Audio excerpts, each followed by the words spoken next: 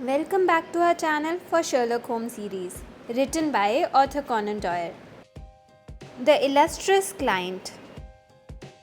On September 3, 1912, I had arrived at Baker Street to meet my friend Sherlock Holmes.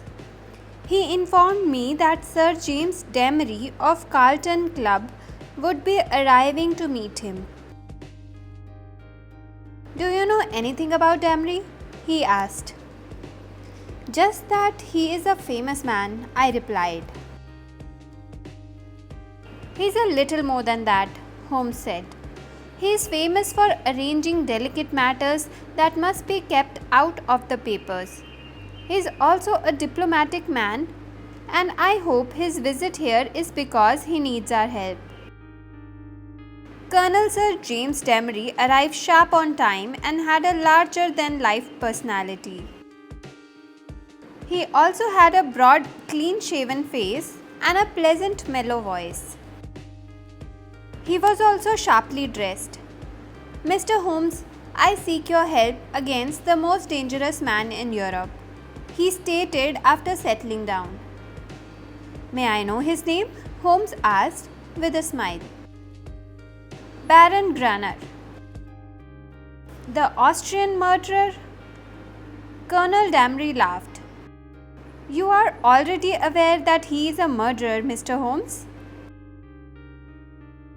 "I have read the details of the Prague incident," Holmes replied.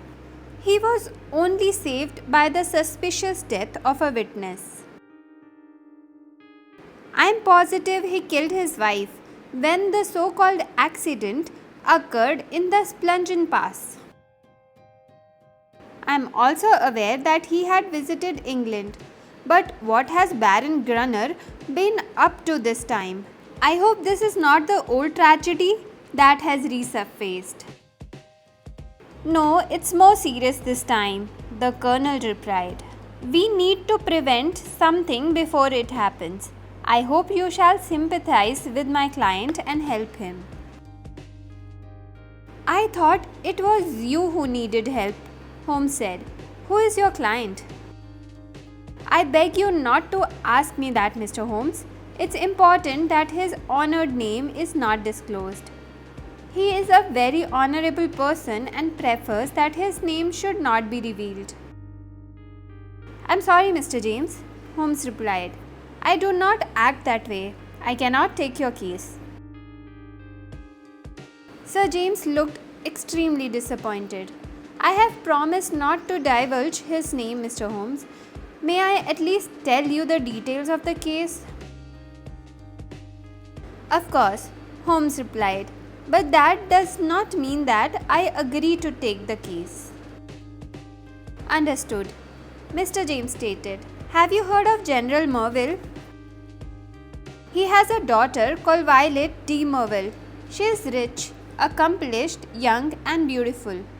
We want to save this lovely innocent girl from that evil man." "Does Baron Grunner have some kind of hold over this girl?"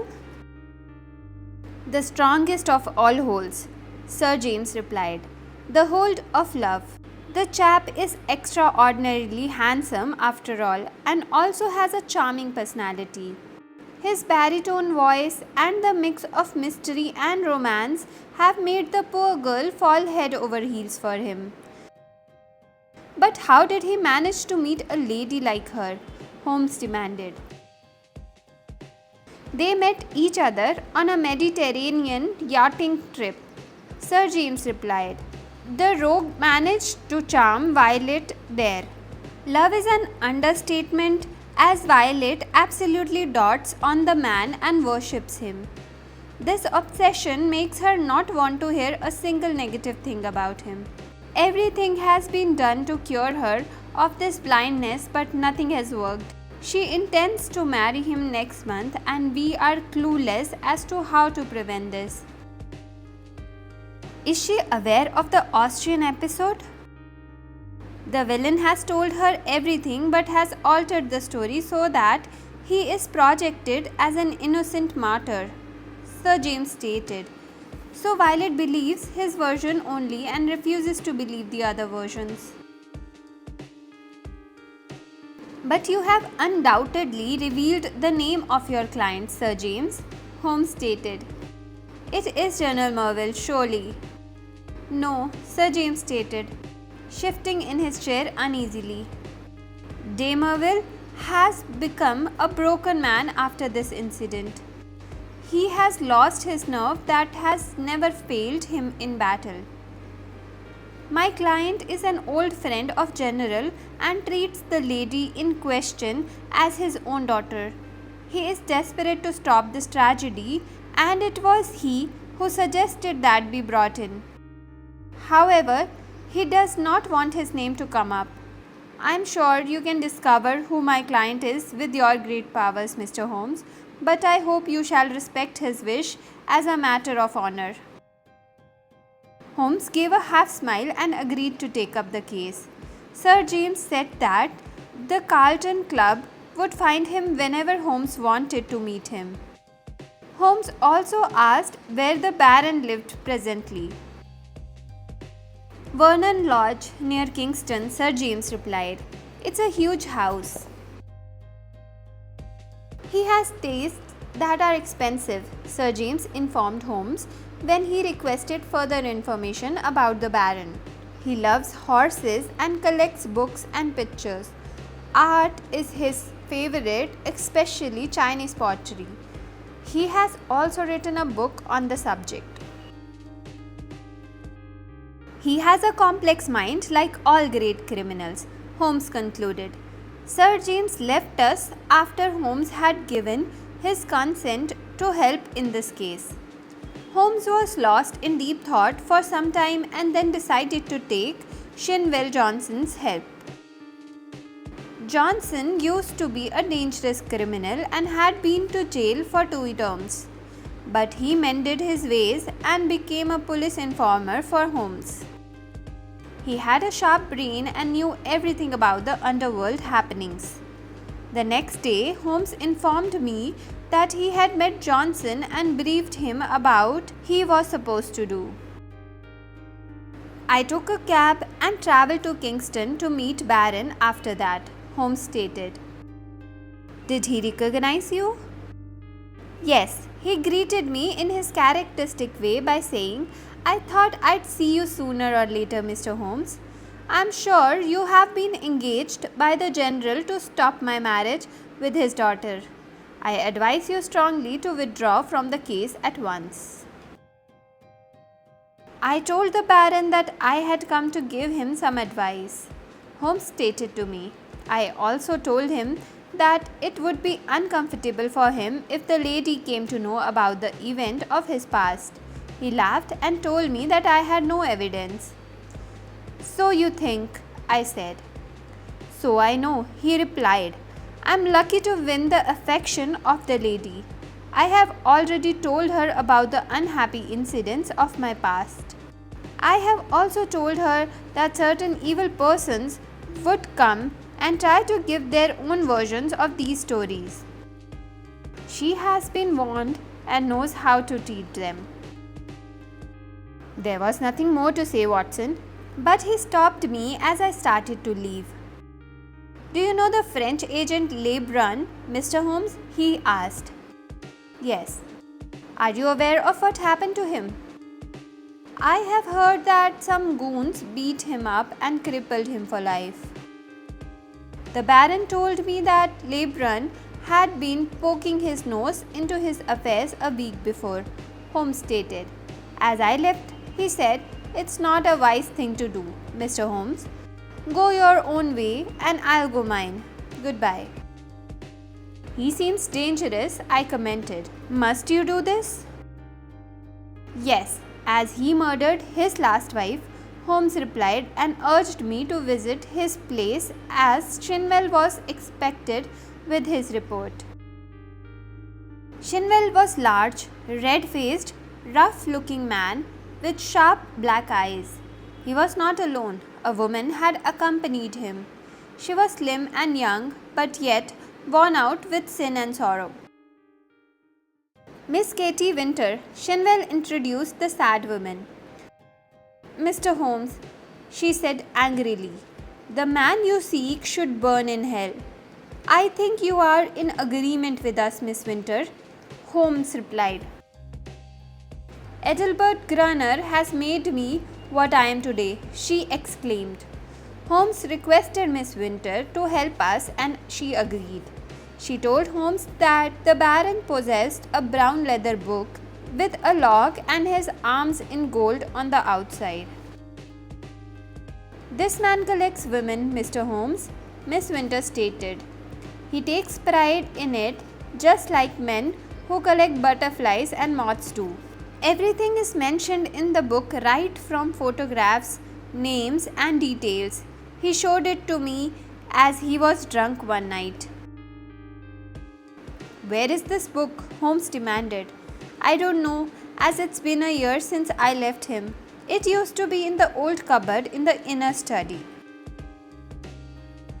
Holmes decided to visit Violet de Merrill along with Katy Winter the next day, but sadly the lady did not believe a word of what they had to say. The same evening, Holmes was attacked by two men armed with sticks. He received serious injuries on the head and body, and the men intended to murder him, but Holmes survived and was taken to the hospital at Baker Street later from Charing Cross Hospital. I was surprised when I visited Holmes as he was sitting up in bed even though he was bandaged. Good old Watson, he exclaimed upon seeing me. We can do nothing now till the police capture those men, but I have a plan. I shall exaggerate my injuries so that it will be in the news and they think that I am out of the way. Tell Johnson to get Miss Winter away as they might try to harm her as well. Johnson and I took Miss Winter to a safe hiding place that very evening. Holmes' stitches were taken out on the 7th day, and the papers reported the same evening that Baron Ethelbert Grunner was among the passengers on the Cunard boat Ruritania that departed from Liverpool on Friday. He had some important business to settle in the States before his wedding to Miss Violet de Merrill. Friday, Holmes exclaimed, only 3 days to go. I believe the rogue wants to escape, but he won't. Holmes instructed me to spend the next 24 hours studying Chinese pottery in great detail. I gave whatever information I could to Holmes the next evening when he was out of bed. He opened a box and took out a small object very carefully. This was wrapped in fine Eastern silk. He unfolded this to reveal a delicate little saucer with the most beautiful deep blue color. Handle with care, Watson, Holmes stated. This is the real eggshell pottery of the Ming dynasty and is so frightfully expensive. He handed me a card that said, Dr. Hilbarton, 369 Half Moon Street. That's your name for the evening, Watson. Call upon the Baron and say that you have an absolutely unique specimen of Ming china that you are willing to sell for a handsome price. I arrived at Baron Grunner's house after taking an appointment, and he was waiting for me in his study. Please sit down, doctor, he said, and asked to see the specimen. I carefully unwrapped the package and handed it over to him. This is a fine Ming saucer indeed, doctor, he said after he had examined it. May I ask how you came to acquire this? How does that matter? I asked carelessly. It's mysterious indeed, he said, looking at me suspiciously. One generally needs to know all about the transaction when dealing with such a high value object. I need to know where you brought this from. My bankers will answer that. But the entire transaction seems unusual to me, the Baron stated. It's up to you if you are interested or not, I replied. I only gave you the first offer as I heard you have an avid interest in Chinese pottery. Who told you that? he asked sharply.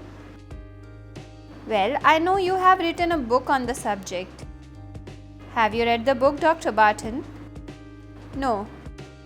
Oh dear, Baron exclaimed. This becomes even stranger. You claim to be a collector with a rather valuable piece, and yet you haven't read my book. How can I believe you? I am very busy man, as I practice medicine, I explained. That does not matter, he said. If a man has passion, he follows it, no matter what. This is ridiculous, sir. I got up from my seat angrily. I came here to do business and not to be examined as if I was a schoolboy. What is the game? He asked angrily. You are here as Holmes' spy and are trying to play a trick upon me. Well, you have entered the lion's den and I won't let you get out. He jumped to his feet and stepped back. He put his hand into an inner drawer and we heard a noise in the inner study. The Baron rushed there to investigate and I reached the open door. The window that led to the garden was open and Sherlock Holmes stood beside it, with his head covered with bandages and his face as deathly white. Holmes jumped out of the window and Baron howled in anger and followed him to reach the window. It happened in a flash, but I still saw it clearly. A woman's white arm shot out from among the leaves and the Baron screamed in pain. The Baron grabbed his face with his hands and ran about the room in agony. Then he collapsed on the carpet, rolling and howling in pain. Water, water, he pleaded. I grabbed a jar from the table and rushed to help him. The butler and servants rushed in as well as acid dripped all over Baron's face. One eye was already white and glazed while the other was red and inflamed. The once handsome face was horrifying to look at now. It was Kitty Winter, he cried angrily in between his screams. Oh, she shall pay for this. I helped with the first aid and then returned to Baker Street to find a tired Holmes resting on his familiar chair. The wages of sin, Watson, he stated as he picked up a brown book from the table. This is the book Miss Winter spoke about. If this can't call off the marriage, nothing can. But it will, and it must, as no self-respecting woman can marry him after seeing the contents here. A love diary? I inquired. Or his lust diary, Holmes remarked. As soon as I heard about this diary, I realized what a powerful weapon we had if we could get our hands on it. The attack on me gave me the opportunity to let the Baron think that I was out of the way. I had to act immediately as the Baron was leaving for America and there was no way he would leave his diary behind. Burglary at night was impossible as he takes great precautions. But evening was possible, so I sent you there to engage his attention. But I had to know where the book was kept and I had only minutes to act, so I took the girl along with me at the last minute. How was I to know the contents of the small packet that Miss Winter carried so carefully? But what is done is done. I shall hand over this book to Sir James now. 3 days later, a photograph in the morning declared that the marriage between Baron Edelbert and Miss Violet de Merville would not take place. The paper also had the police reporting hearing of the proceedings against Kitty Winter on the serious charge of acid throwing. But on account of the evidence against the banner, her sentence was reduced to the lowest term. Holmes was threatened with a prosecution for burglary, but when the intention is noble and the client is illustrious, even the rigid British law can be relaxed. My friend has not yet been summoned to court. You were listening to The Illustrious Client. If you have enjoyed this audiobook, then please subscribe to our channel. Thank you for being a Wordteller listener. We will be back with another audiobook shortly. Until then, happy listening.